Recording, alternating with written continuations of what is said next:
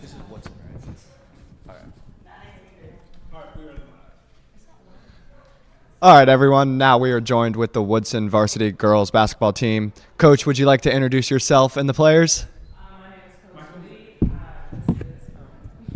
Good morning. Good afternoon. My name is Coach Lee. This is my senior, Isabel Conklin, my senior, Annette Tennant, my senior, Michaela Childs. This is my senior and my goofball, Talise Alvarez, a.k.a. Tazzy. And then this is the youngest. This is Sienna Ang, and she's a sophomore.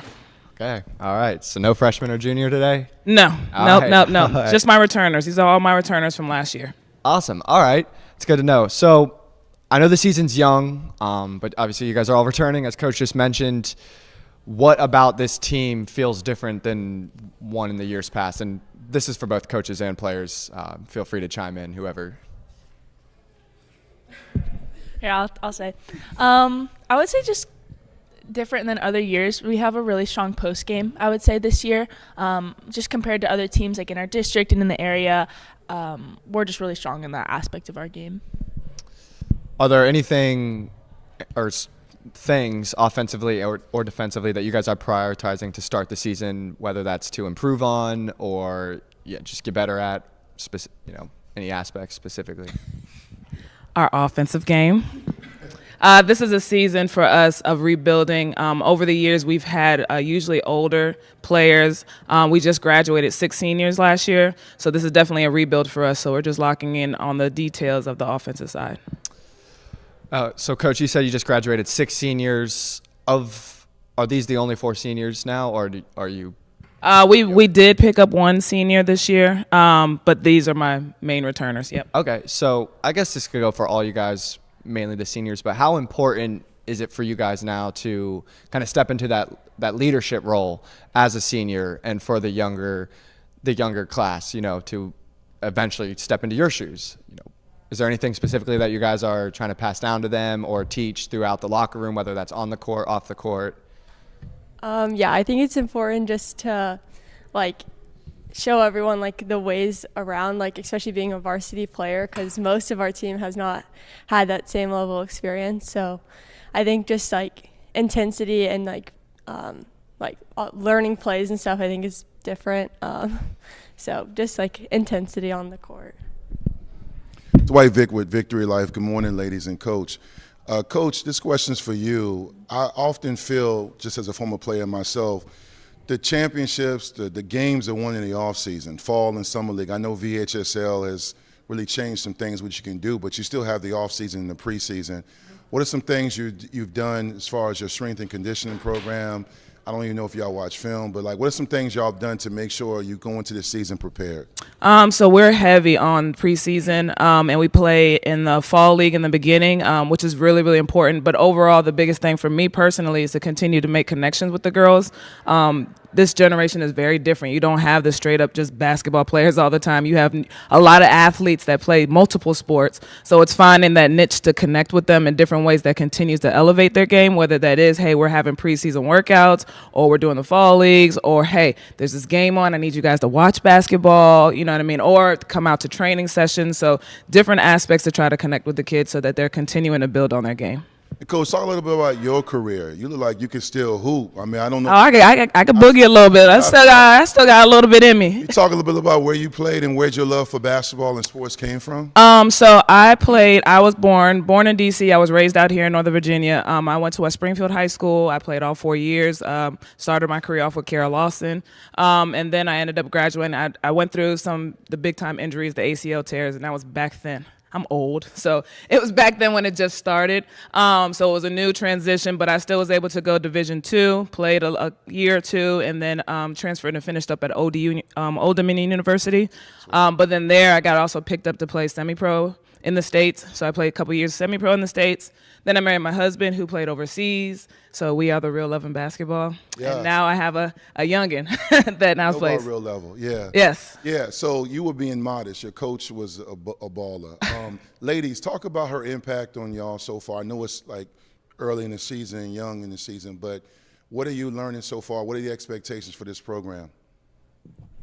Personally, I think she just pushes me a lot to be the best of myself and like really pushes me on the court and off the court. It doesn't really matter what like happens. She's always there for us and just pushes us to be our best.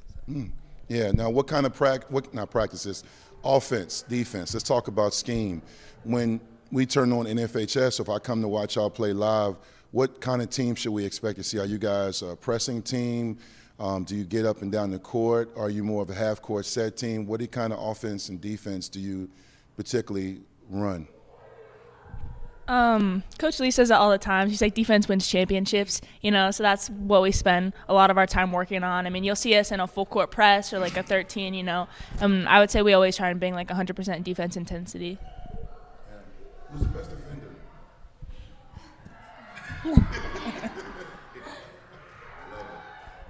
On the opposite side of the ball, who's the best shooter? Has Coach given you the green light? I give everybody a green light. It's just where the green light is. That's the difference. Of course. Sorry.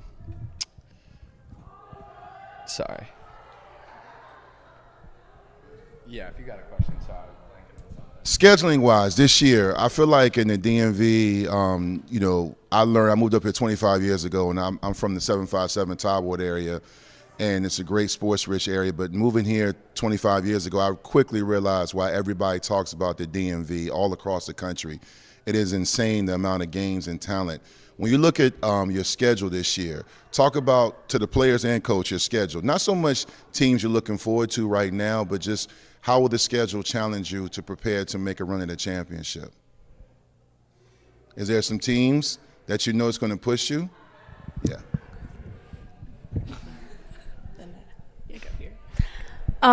Definitely Robinson is gonna have us it's gonna be a hard game.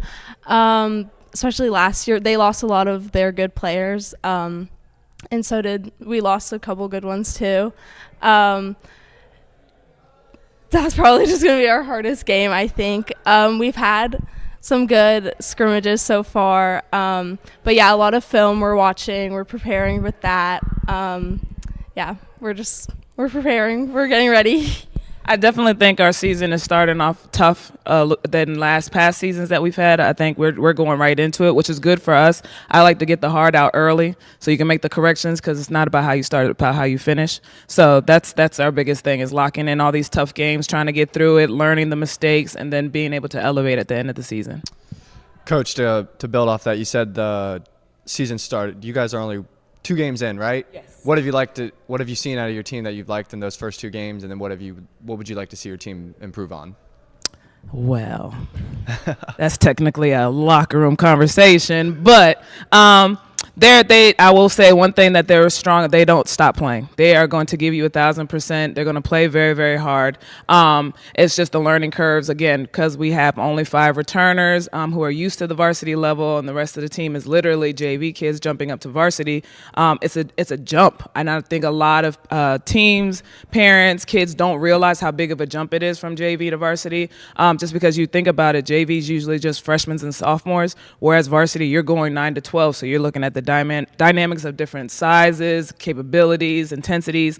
So it's just that part is the biggest thing. It's not that we can't do it. It's just getting those girls on board to understand the next level, you know what I mean, and locking into that size. Absolutely.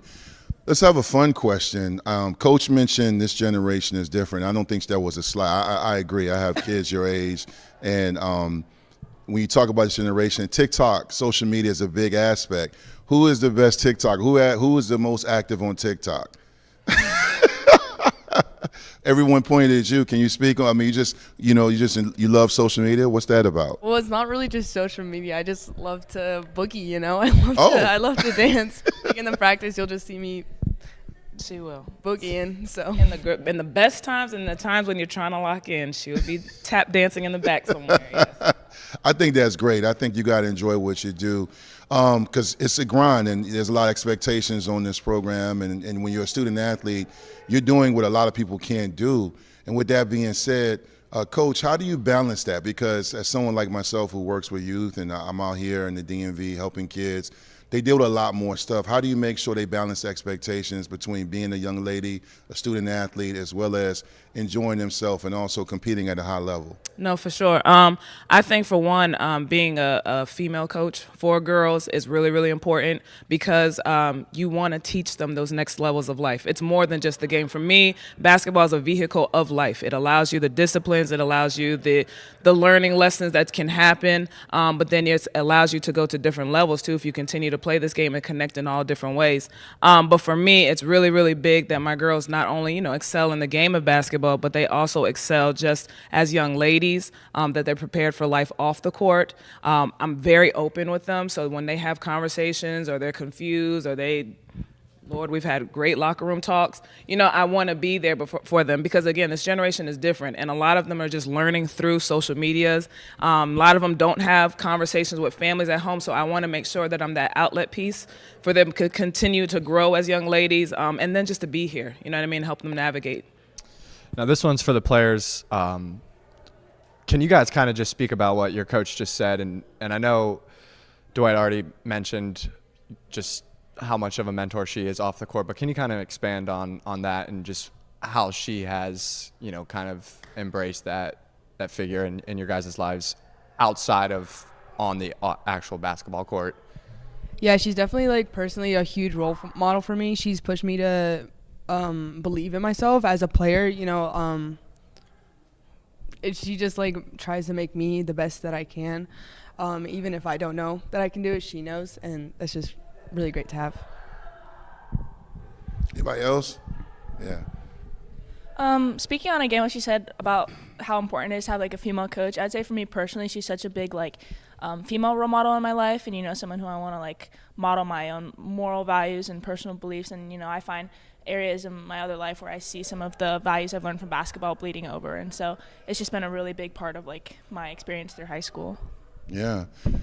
Go ahead. Yeah, please. And I think it just translates to our team. I feel like we have a very close team. I think it's one of the closest teams at our school and probably in the area. So I think it all just starts with coach and trickles down to all of us. Yeah, I love that. And, you heard me talking to Coach about her career. I did a little research. So she's had a great career, even though she had a few setbacks. She still had a great career, which very few people have. Anybody on this roster right now looking to maybe after this season's over, when you graduate or next year, going to play college ball, whatever level, anybody aspiring to that or looking to do that? Yeah, I'm actually committed to play Mary Washington. So Mary Washington. Their boys team is really good right now. I know a female player, their girls, Cheyenne, who played at Patriot. So that's a great program. Can I ask why you chose Mary Washington? yeah, no, I just think it's a really great school. I love the community. I personally like a lot of a smaller school, and I love the vibe that it has there. They also have great facilities, great resources that I can have, and just their program is really great. Yeah, it's a great school, and you're right about the facilities and the players there.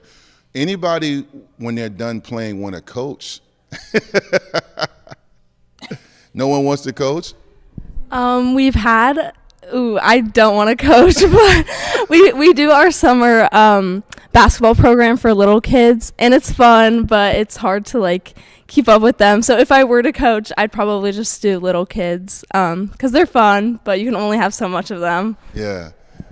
Is there a game this season? Because the schedule is always important, but is there not so much what's the rivalry game that if I was coming to watch y'all, I'd be like, yeah, Vic, this is a game you should definitely check out? I would definitely say any of our Robinson games. Okay. That's just the team that we always find ourselves either in close scores with, I would say, or that's a game that we take seriously. It's kind of how we measure how locked in than we are for like postseason and stuff, you know. So that's our big game, I'd say. And Coach, social media, as you talk about this generation being different, years ago, social media wasn't a thing. And now, as I mentioned, TikTok, Instagram, branding and promoting your program is something coaches understand they have to do, but some coaches don't really want to do it. How do you embrace that with the fine balance between making sure you promote your players and your program as well as the expectations and using it as a tool and as a resource? Absolutely. Well, the blessing that they have is this is what we also do. My husband and I do for a living. So branding. That's right. Yeah, we have a podcast. We have our own program. My husband also is from the 757, and he's a videographer and a filmographer and a producer and all that good stuff. The documentary. He's doing the Boo Williams documentary, yes. So the whole branding aspect is kind of ingrained in me now. Now I will be honest, because sometimes, you know, like my husband will take it to a whole nother level where I have to get out of my comfort zone and go. But for them, I know what it's about and I know what it's needed, and so I want to make sure that we keep them in front, especially the girls side. I really feel like girls basketball does not get enough love, especially in the public sector. Because, I mean, it's different, you know what I mean? Like, we're always going to be outplayed by the boys. I mean, we went to States 2 years ago, and you would have thought we would have had a huge following, but we didn't, unfortunately. So for me, this is an opportunity to continue to put my girls on the forefront as much as possible. They have their own media days. When they have opportunities, we blast them and all that good stuff. So it's important for us. Coaches or coach players, any last remarks? Let's go Cavs. Yeah. Well, we appreciate your time and everything today. So best of luck this season. And, yeah, again, we appreciate everything.